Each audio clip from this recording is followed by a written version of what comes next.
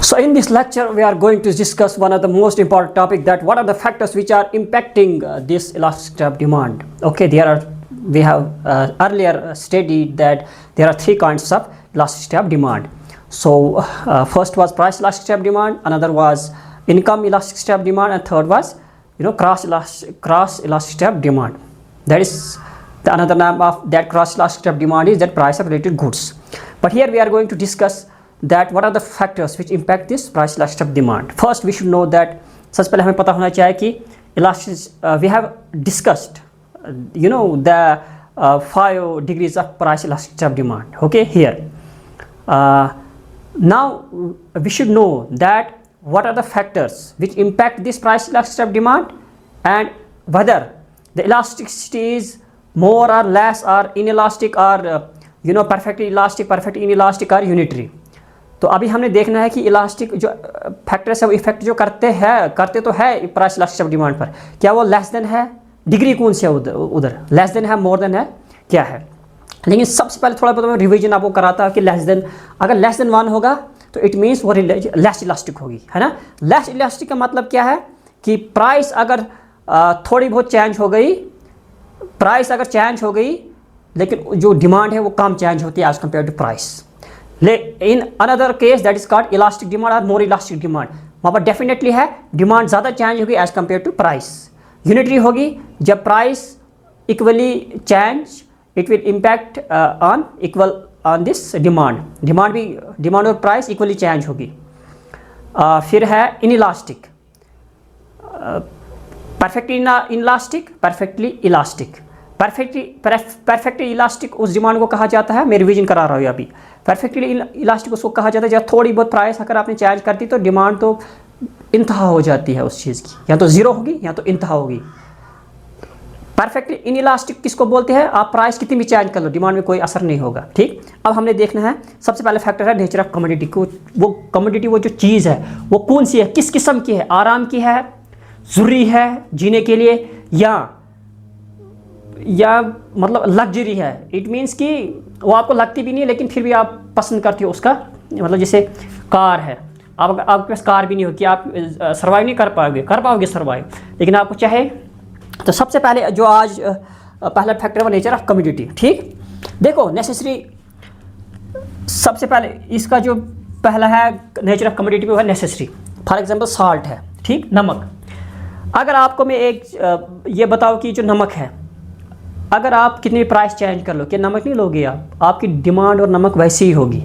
मगर it means अगर आपने प्राइस ज़्यादा चेंज करो आप, फॉर एग्जांपल यहाँ पर हम पहले नेसेसरी कमोडिटी को लेंगे, ये दूसरा है, ये तीसरा है. दिस आर सब parts of this nature of commodity. यहाँ पर देखो अगर साल्ट की प्राइस अभी कितनी है, साल्ट प्राइस है रखो 20, ठीक, प्राइस साल्ट की प्राइस कितनी है 20 रुपये.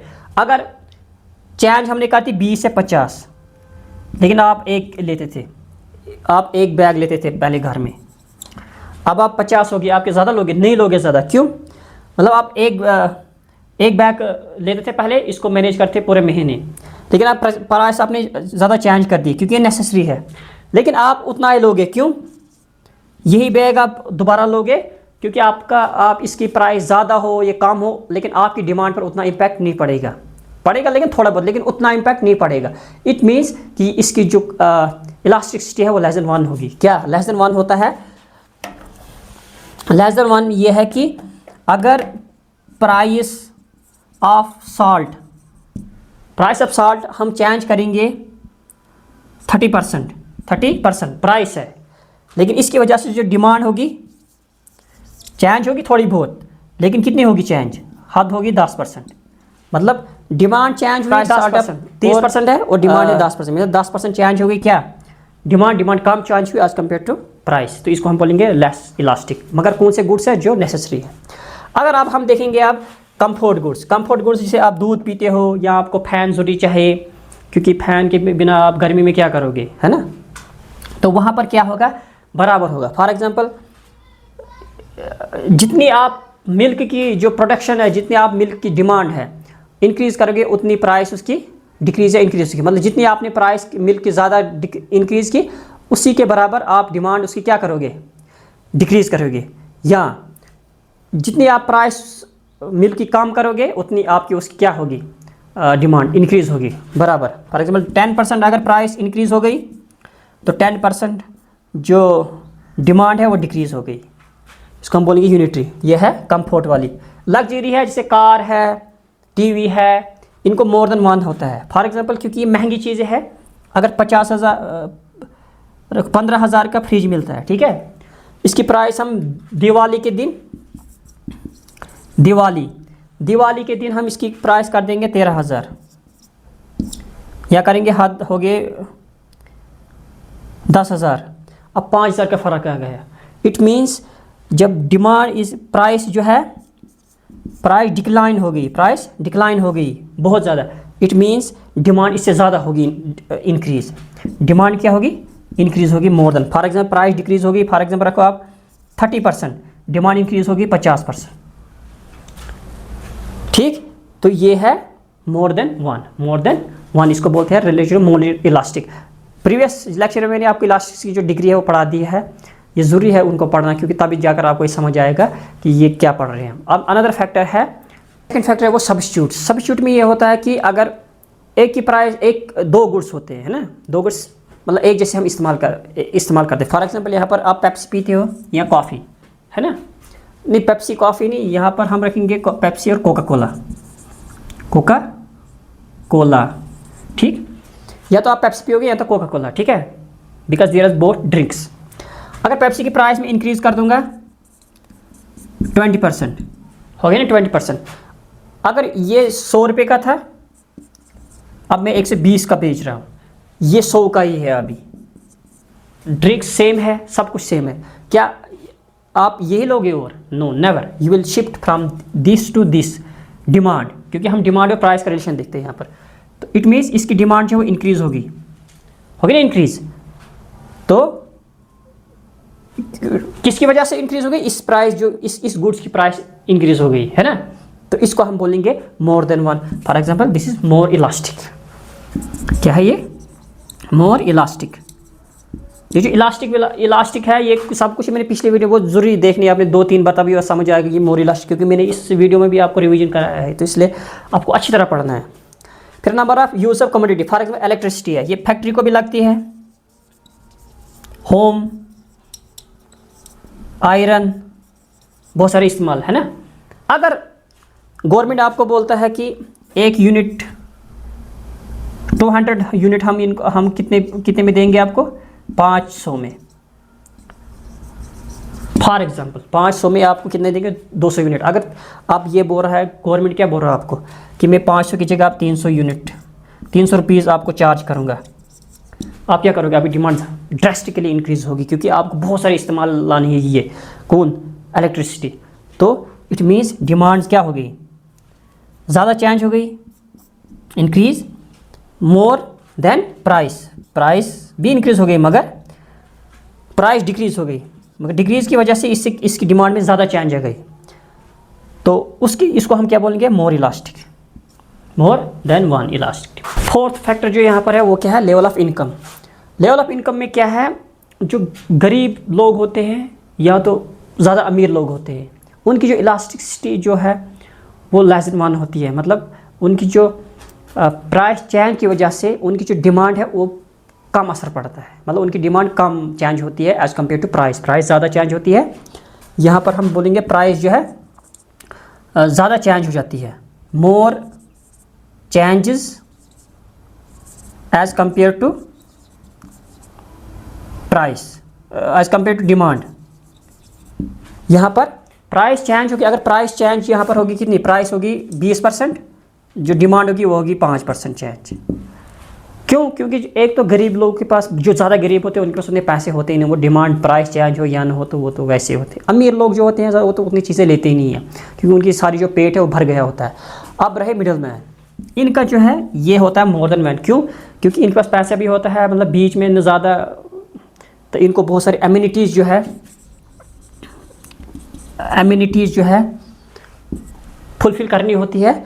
उसमें ये क्या करते हैं? मतलब बहुत सारी चीज़ें खरीदते हैं। Nature of community, for example कभी नेसेसरी गुड्स लेते हैं, कभी कंफर्ट गुड्स लेते हैं, कभी जो लग्जरी गुड्स लेते हैं तो उनकी डिमांड जो है, प्राइस अगर थोड़ी बहुत भी चेंज हो, प्राइस यहाँ पर अगर चेंज हो जाएगी कितनी 20%, डिमांड इनकी चेंज हो गई 40% या 50% चेंज हो गई, तो यहाँ पर हम इसको बोलेंगे ये मोर इलास्टिक स्टेप डिमांड है। मोर देन मैन होता है, मोर इलास्टिक स्टेप डिमांड है। फिर इसके बाद यहाँ पर हम पढ़ेंगे चैप्टर जो 5 है, 5 फैक्टर है, वो क्या है, वो है habits and fashion. For example मैंने आपको कल बोला था आपको, जैसे बैगी पैंट्स है ना, बैगी पैंट्स है in the market, they are similar to other pants, मतलब वो दूसरे पैंट्स के पैंट के जैसे ही है, लेकिन जैसे ट्राउज़र होते हैं। लेकिन मसला ये पर जब किसी चीज़ का ट्रेंड निकल जाता है, फिर लोग जो है बिना सोचे उस चीज़ पर क्या करते हैं, बिलीव करते हैं। They believe on such things which don't yield anything to them, benefit or advantage, but they believe, they have trust, they want to show other people that we have also these kind of class and this is baggy pant. For example, ये है, इसमें ये है कि price आप कितनी भी increase करोगे लेकिन इनकी डिमांड पर कोई इम्पैक्ट नहीं पड़ेगा, इनको लेना ही लेना है उसको, तो इट मीन्स ये इनइलास्टिक है। क्या है ये? इनइलास्टिक,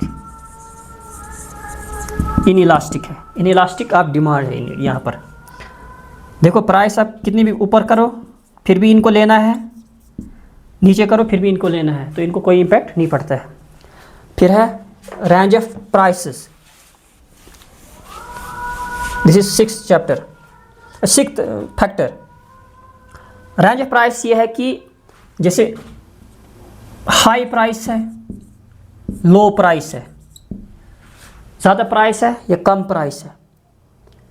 तो यहाँ पर क्या होगा, यहाँ पर अगर ज़्यादा कम में मतलब ज़्यादा कम किसी चीज़ की प्राइस है तो कितनी भी चेंज हो उसमें उतना इम्पैक्ट नहीं पड़ता है डिमांड पर, लेकिन कितनी भी हाई प्राइस हो वहाँ पर भी कितनी भी प्राइस आप चेंज करो उतना डिमांड पर इम्पैक्ट नहीं पड़ता है। और इन दोनों को वजह हम क्या बोलेंगे, ये है लेस देन 1, ये है relative less elasticity, less elasticity, less elastic demand जो है। यहाँ पर अगर प्राइस इंक्रीज़ हो गई, यहाँ पर फॉर एग्जांपल 50%, डिमांड इंक्रीज़ हो गई सिर्फ 20%, ऐसा है, ठीक, या डिक्रीज़ हो गई, ठीक, डिमांड पर कम असर आया। लेकिन यहाँ पर एक तबका ये भी होता है मिडल मैन जो लोग होते हैं, क्योंकि उनको बहुत सारी जो प्राइस है मिडल में, अगर उनको चेंज करोगे आप तो उसकी वजह से इनको क्या है, ये मोर देन 1, मतलब मोर इलास्टिक, इन पर इनकी डिमांड पर असर पड़ता है। अगर आप प्राइस अगर आप चेंज करोगे, इंक्रीज़ करोगे 20%, यहाँ पर डिमांड इंक्रीज़ होगी 30% या 40%, डिक्रीज़ होगी क्योंकि आपने इंक्रीज़ किया प्राइस को, ठीक ना, हाँ ठीक है, डिमांड ज़्यादा चेंज हो गई एज़ कम्पेयर टू प्राइस। तो ये थे, these are some factors which impact this elasticity of demand. Now we are going to discuss another topic, that is called what are the different methods which we use in order to get exact value of this elasticity of demand.